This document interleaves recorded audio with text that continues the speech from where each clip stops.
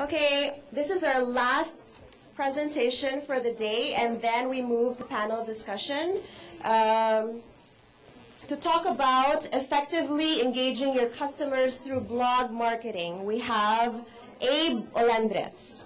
He is the country managing director for Nuffnang and yugatech.com. He's a professional blogger, tech reviewer, and has been running Yugatech full-time since 2005. Abe runs several internet startups, including a web hosting company and a blog advertising network. He also works as a new media consultant to several local startups, media and advertising agencies, as well as international organizations. He has done dozens of seminars and workshops on blogging, podcasting, and internet marketing in various countries such as Indonesia, Malaysia, Taiwan, Pakistan, and Germany. Abe co-founded the Philippine Blog Awards in 2007, and in 2008 became a co-organizer of the annual Search Engine Marketing Conference, or SEMCON, in the Philippines.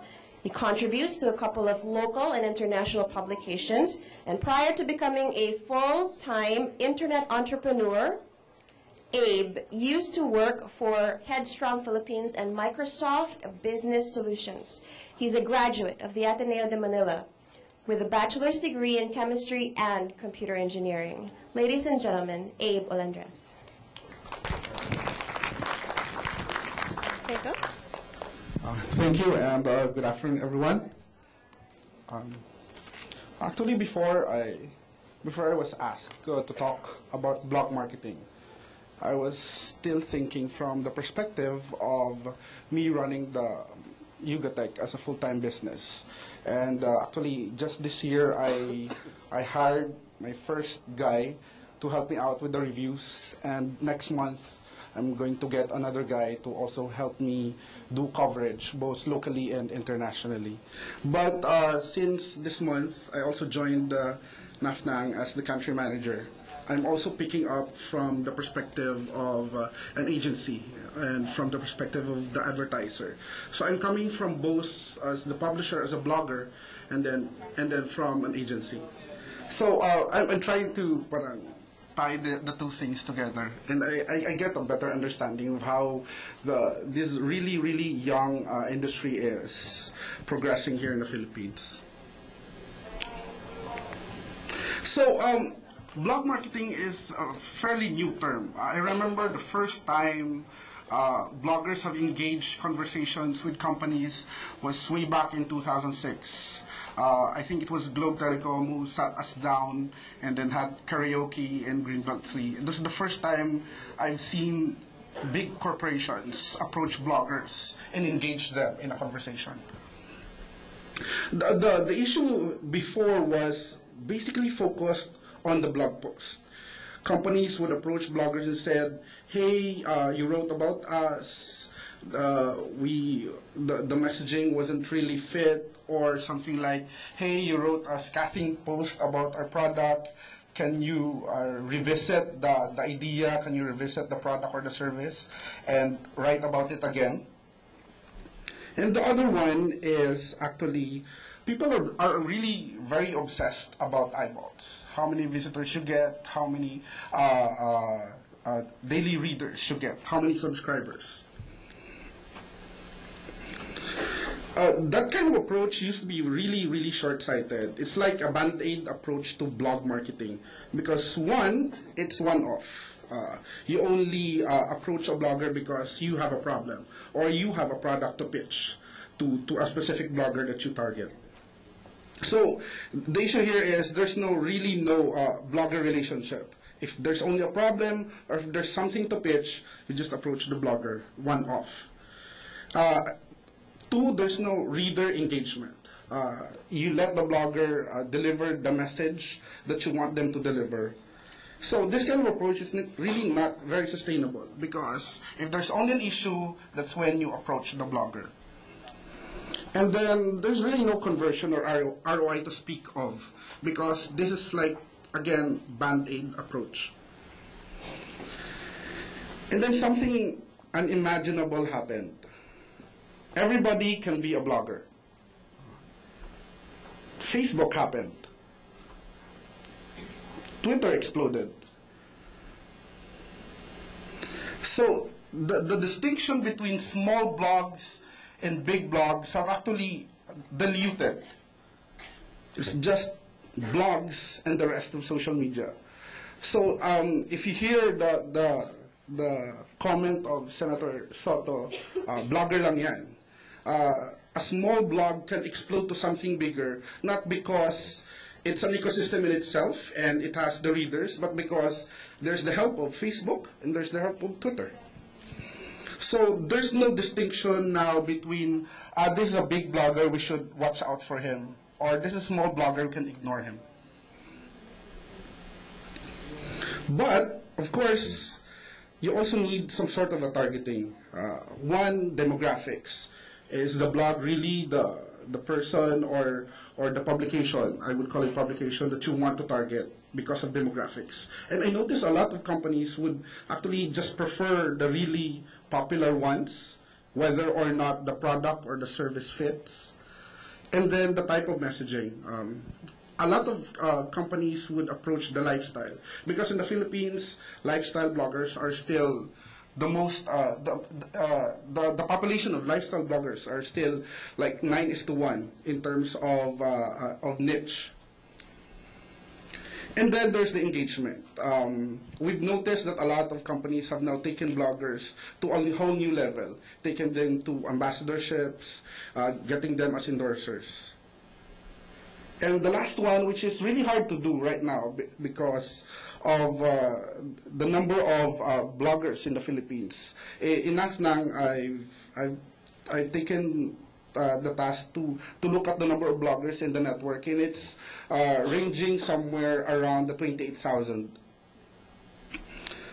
So here's a really good example. There are many ways to measure the effect or the ROI in analytics, but this Google Analytics will show you the three main components of blog marketing.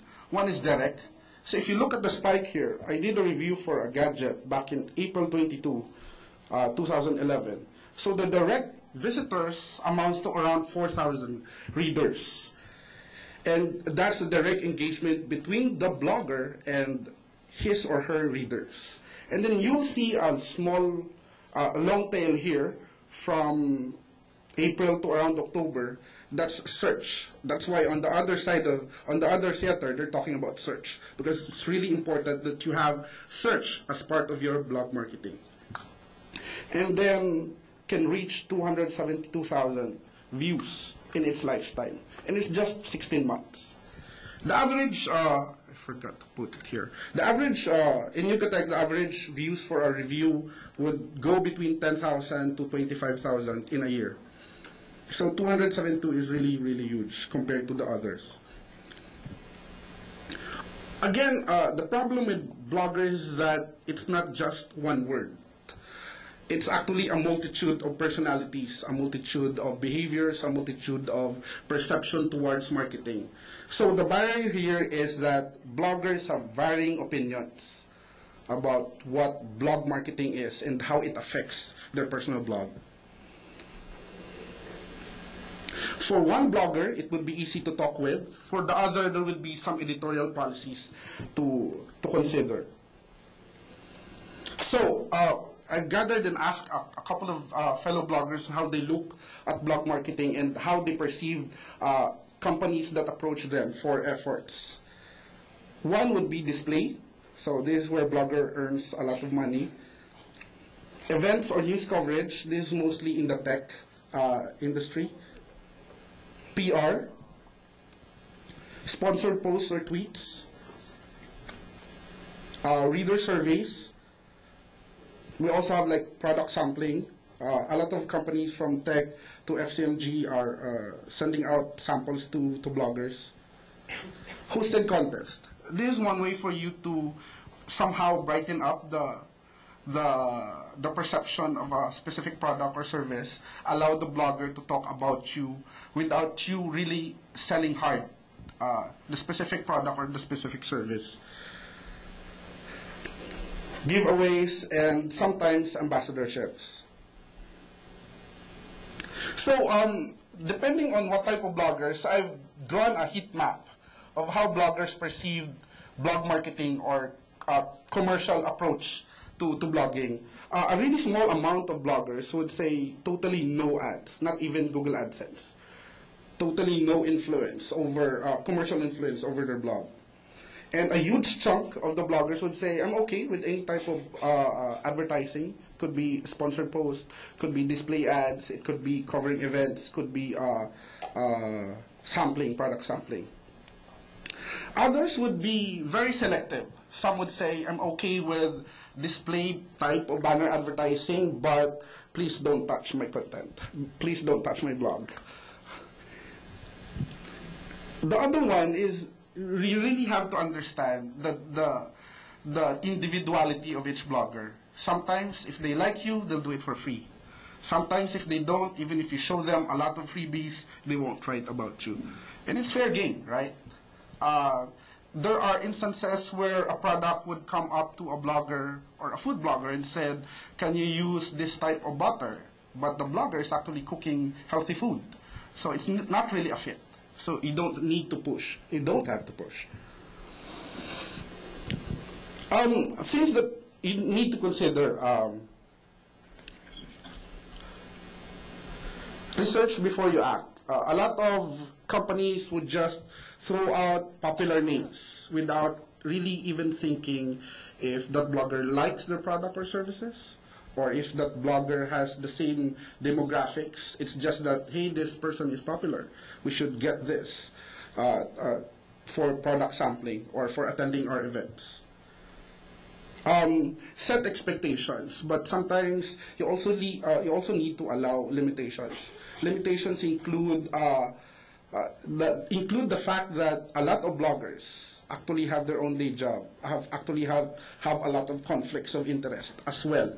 So sometimes they're okay, sometimes they're not, depending on their mood, depending on their schedule, depending on how their friends perceive your product or your services as well. Sometimes companies would want to do it on their own, but oftentimes it's a disaster because you don't know the blogger. It's not scalable. You can tap 3, 4, or 5 bloggers at a time, maybe in 2 to 3 months. But if you're dealing with like 100, maybe 10,000, it's really hard to capture the essence of everybody else and talk to them individually. So hire the pros, but be involved. The last one is to prepare a backup. Again, bloggers will have their own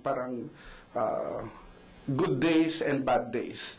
So don't stick to your favorite blogs or favorite bloggers. You always need to have a backup plan. And lastly, this is sometimes often being ignored, is measure social engagement. Don't just look at the hard numbers of how many unique views, how many eyeballs, how many fans, how many Twitter, and I'm sure a lot of you know that Twitter followers can be faked, fan pages can be faked. It's like the going rate is like $25 on AdBlaze, $25 for 1,000 followers on Twitter. So you need to know the social engagement. Really good tools like Cloud are a good barometer on really looking at not just at the numbers, but the actual influence of a Twitter user or a Facebook fan. Lastly, there is no really perfect solution. You need to wash, rinse, and repeat anything or everything that you do, because sometimes it's a good fit for a specific blogger, but it's not on the other one.